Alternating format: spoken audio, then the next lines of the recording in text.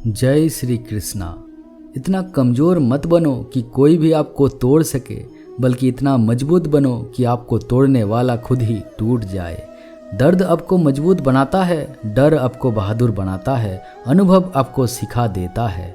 जिस दिन हम समझ जाएंगे कि सामने वाला गलत नहीं, सिर्फ आपकी सोच हमसे अलग है, उस दिन जीवन में सब दुख खत्म हो जाएंगे। मेरा मन, तुम क्यों रोते हो? जो लिखा है वही होकर रहेगा। एक रास्ता बंद करने से पहले भगवान 10 रास्ते खोल देते हैं। गर्मी के मौसम में पत्ते सूखने के बाद भी पंछी अपना घोंसला नहीं छोड़ते, क्योंकि वो जानते हैं फिर से बरसात आएगी और पेड़ पर नए पत्ते आएंगे। इंसान की अच्छाई पर सब खामोश रहते हैं, लेकिन चर्चा अगर बुराई पर हो तो गूंगे भी बोल पड़ते हैं। भगवान श्री कृष्ण कहते हैं, तुम्हारे बीते हुए कल को तो मैं ठीक नहीं कर सकता, परंतु तुम वर्तमान में अगर अच्छा कर्म करोगे तो मैं तुम्हारे आने वाला कल जरूर उजागर करूंगा। झूठी बातों पर लोग आपकी वाहवाही करेंगे, वही लोग आपके सत्य वचन पर आपको तबाह करेंगे। बुरे से बुरा क्या होगा हम तो हमेशा ही सोच लेते हैं, मगर अच्छे से अच्छा क्या होगा ये हम कभी नहीं सोचते। जो भगवान रात को पेड़ पर बैठे पंछी को कभी गिरने नहीं देता, तो सोचो वो तुम्हें अकेला और बेसहारा कैसे छोड़ सकता है। जो हुआ उसे भूलकर नई शुरुआत करो और याद रखो, जिसका कोई नहीं होता उसका भगवान होता है। मतलब से जुड़े रिश्ते मतलब तक साथ देते हैं, लेकिन दिल से जुड़े रिश्ते आखिरी सांस तक निभाते हैं। अच्छा काम करते रहें, चाहे कोई सम्मान करे या ना करे, क्योंकि सूर्योदय तब भी होता है जब लाखों लोग सोए रहते हैं। दुनिया में हर एक काम आसान है, केवल अंदर से आवाज आनी चाहिए। हमेशा मेहनत और उस परमात्मा पर विश्वास रखना, यही सफलता का सूत्र है। जीवन में सबसे बड़ी गलती वो है जिस गलती से हम कुछ सीख नहीं पाते। जो व्यक्ति अपने मन को काबू में कर सकता है, वो जिंदगी में कुछ भी कर सकता है। मैंने हंसकर भी देख लिया और रोकर भी देख लिया, किसी को पाकर किसी को खोकर भी देख लिया। ये जान लिया कि जिंदगी वही जी सकता है जिसने अकेले जीना सीख लिया। जिंदगी बहुत कुछ सिखाती है, थोड़ा रुलाती है, थोड़ा हंसाती है। खुद से ज़्यादा किसी पर भरोसा मत करना, क्योंकि अंधेरे में तो परछाई भी साथ छोड़ देती है। अगर कोई आपको सच्चा प्यार करता है तो आपको समय जरूर देगा, आपकी हर स्थिति में साथ देगा, हमेशा आपके लिए समर्पित रहेगा, क्योंकि सच्चा प्यार एक दूसरे की खुशियाँ चाहेगा, आंखों में पानी नहीं। लोहे को कोई नष्ट नहीं कर सकता, बस उसका जंग उसे नष्ट कर सकता है। इसी तरह आदमी को कोई और नहीं बल्कि उसकी सोच ही नष्ट कर सकती है। इसीलिए सोच अच्छी रखो, फल अच्छा ही होगा। अगर भगवान तुमसे इंतजार करवा रहे हैं तो तैयार रहना, वो उससे कहीं ज़्यादा देने वाले हैं जितना तुमने मांगा है। जिस तरह लोग मुर्दे इंसान को कंधा देना पुण्य समझते हैं, काश उसी तरह जिंदा इंसान को सहारा देना पुण्य समझने लगे तो जिंदगी आसान हो जाएगी। मत सोच इतनी जिंदगी के बारे में, जिसने जिंदगी दी है उसने भी तो कुछ सोचा होगा। बेवजह ही नहीं होते लोगों से मुलाकातें, किसी से सबक मिलता है तो किसी से ज्ञान। भगवान श्री कृष्ण कहते हैं, किसी को दुख देकर मुझसे अपने सुख की इच्छा मत करना। अगर तुम किसी को एक पल का भी सुख देते हो तो अपने दुख की चिंता कभी मत करना। जब दर्द और कड़वी बोली दोनों सहन होने लगे तो समझ लेना जीना आ गया है। अंधे बहरे गूंगे बनकर अपने लक्ष्य पर ध्यान देते रहो। यहाँ इतनी खाली लोग हैं कि ना खुद कुछ करेंगे और ना करने वाले को कुछ करने देंगे, और उनका मनोबल भी तोड़ देंगे। लोग जरा सी बात पर आपको छोड़ देते हैं और भगवान जरा से प्रार्थना से आपको थाम लेते हैं। कर्मों से डरे, भगवान से नहीं। भगवान तो माफ कर देता है मगर कर्म नहीं। ये अटल सत्य है कि जैसे बछड़ा 100 गायों में अपनी माँ को ढूंढ लेता है, उसी प्रकार कर्म अपने कर्ता को आज नहीं तो कल ढूंढ ही लेता है। नियत साफ हो और मकसद सही हो तो यकीनन किसी न किसी रूप में ईश्वर भी आपकी मदद करते हैं। जिंदगी में जितना शांत रहोगे अपने आप को उतना ही मजबूत पाओगे, क्योंकि लोहा ठंडा होने पर ही मजबूत होता है। कौन क्या करता है, कैसे करता है, क्यों करता है, इन सब से आप जितना दूर रहेंगे उतना ही खुश रहेंगे। हंसते रहो तो दुनिया साथ है, वरना आंसुओं को तो आंखों में भी जगह नहीं मिलती। जीवन में जो होता है वो किसी वजह से होता है, या तो वो आपको कुछ बना कर जाता है या फिर कुछ सिखा कर। कटना, पिसना और अंतिम समय तक निचोड़े जाना। गन्ने से बेहतर कौन जानता है कि मीठा होने का नुकसान कितना होता है। जब कोई दिल दुखाता है तो सबसे बेहतर है कि हम चुप हो जाए, क्योंकि जिन्हें हम जवाब नहीं देते उन्हें फिर वक्त जवाब देता है। आज के ज़माने में कोई अपना नहीं होता। लोग सिर्फ तब तक साथ देते हैं जब तक उनका स्वार्थ होता है।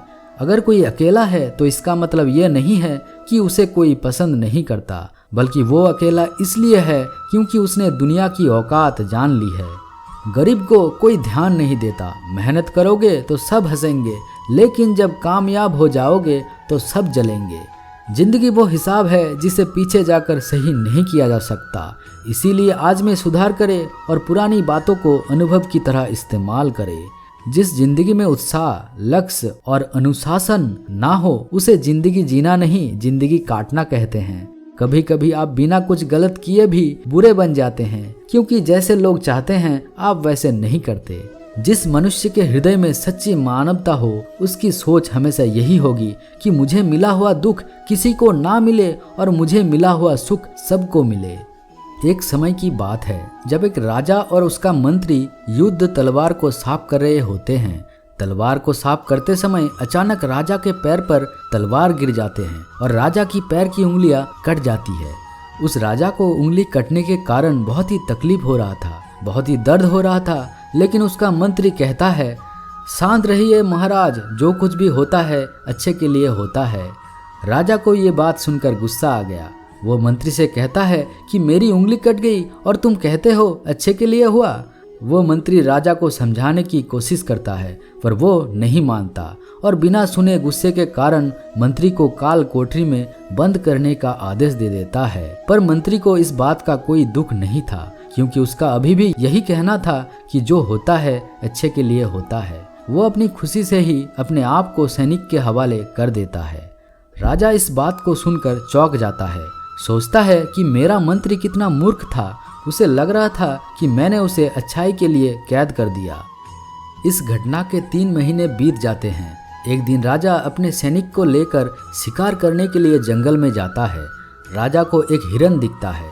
हिरन का पीछा करते करते राजा घने जंगल में चला जाता है। वो हिरन को पकड़ नहीं पाता और जंगल में खो जाता है। वो बाहर आने के लिए रास्ता ढूंढता है, लेकिन रास्ता उसे नहीं मिलता। तभी कुछ आदिवासी लोग उसे घेर लेते हैं। उन लोगों को पता नहीं था कि वो राजा है। वो लोग अपने देवताओं के लिए बलि चढ़ाने के लिए एक इंसान को ढूंढ रहे थे। आदिवासी लोग राजा को पकड़कर अपने इलाके में ले जाते हैं। राजा उनको बार बार समझाने की कोशिश करते हैं, लेकिन वो लोग कुछ भी नहीं समझ रहे थे। वो लोग खुशी से नाच रहे थे। राजा को नहलाकर बलि चढ़ाने के लिए उनको कपड़ा पहनाते हैं। अब राजा को लगता है कि वो मरने वाला है। जब आदिवासी लोगों का मुखिया राजा को मारने जाता है तब देखता है कि राजा की पैर की उंगली कट चुकी है। इसको देखकर उनके मुखिया कहता है, इस इंसान की बलि नहीं दी जा सकती, क्योंकि ये इंसान पूरी नहीं है, एक अंग कटा हुआ है और उनके भगवान को एक पूरे इंसान की बलि दी जा सकती है। अगर ऐसे इंसान की बलि दी जाए जिसका अंग पहले से कटा हुआ है तो उनके देवता खुश होने की बजाय नाराज हो जाएंगे। फिर वो लोग राजा को छोड़ देते हैं।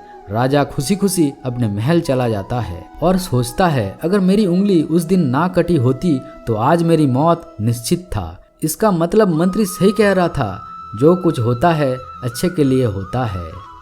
राजा अपने सैनिक को आदेश देता है कि जल्दी से जाकर मंत्री को रिहा किया जाए।